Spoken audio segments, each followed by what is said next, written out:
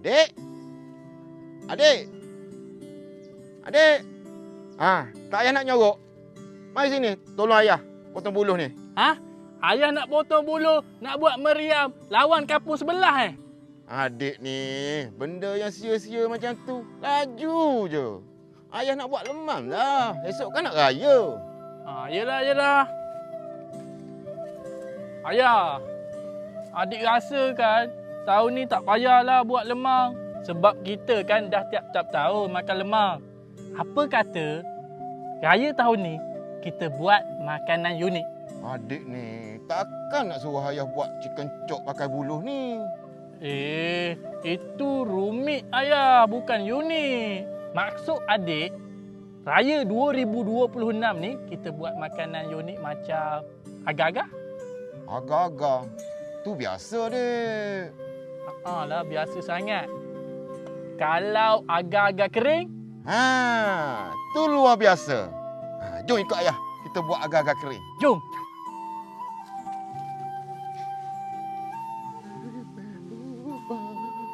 Adik, agar-agar dah siap. Pergi jemur. Hanger mana hanger? Nak buat apa hanger? Nak jemur agar-agar ni lah. Adik ingat ni baju nak jemur-jemur pakai hanger. Dah, pergi jemur. Letak kat atas bangku tu, kat tempat panas. Baik ayah. Elok-elok nanti jatuh. Jangan makan pula.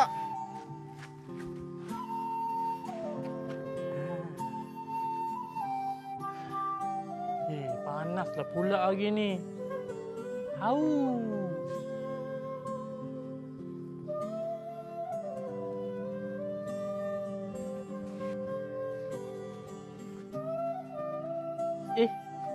Kenapa ada air dekat sini?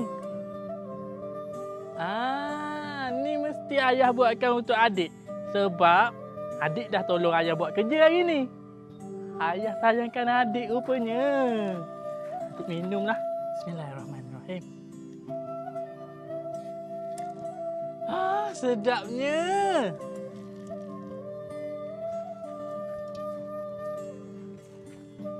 Adik! Adik tak puasa Alamak, adik lupa ayah. Lupa apanya? Dah separuh gelas adik minum.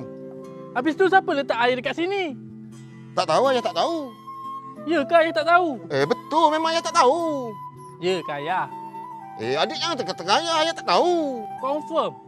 Tak tahu, ayah tak tahu. Allahu Akbar, Allahu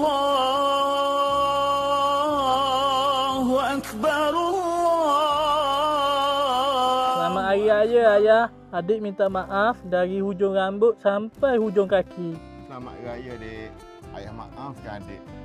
Jom, makan juadah raya. Ayah, ini agar-agar kering yang adik jemur semalam Tak. Ni ayah beli agar-agar kering Legend Tok Mi. Kenapa ayah beli pula? Semalam kan adik dah jemur. Sepatutnya makan yang tu lah. Tak tepat kering, dek. Agar-agar kering ni, kalau kita nak makan, kena jemur 4 ke 5 hari baru boleh makan. Oh, jadi yang semalam tu tak sempat kering lah. Tak sempat. Yang ni ayah beli dekat mana? TikTok, Muslimah Viral Shop. Oh, agar-agar kering Legend Tok Mi ni ada berapa freezer ya? Ada 7 flavor. Orange, mango, strawberry, apple, anggur, blueberry, dan leci.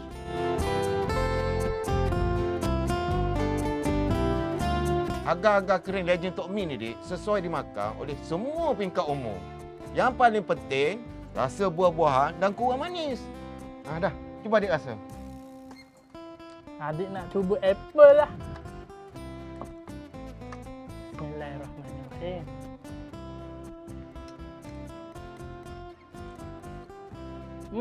Sedap lah ya. Rasa dia crunchy dekat luar, lembut dekat dalam. Kan?